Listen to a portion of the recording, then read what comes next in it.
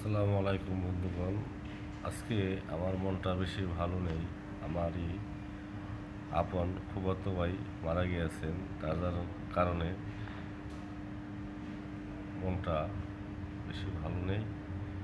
অনেকেই অনেকেই খারাপ লাগতেছে। আমার এই সমবয়সী, হয়তো আমার থেকে কিছুটা ছোটো এবং ভাইটা, তার জন্য মনটা খুবই কাঁদে। বন্ধুরা, আসলে কার কখন মৃত্যু হয় কেউ জানে না। মৃত্যু কখনো কাউকে বলে আসে না যে আমি আসতেছি বা আমি তোমার জান কবজ করতেছি।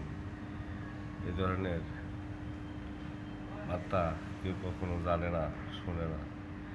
যাই হোক বন্ধুরা, আমার ভাইয়ের জন্য সবাই দোয়া করবেন। আল্লাহ তাআলা যেন ওনাকে ব্যস্তবাসীতে দান করেন।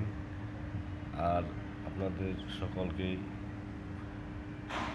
বলতে চাই,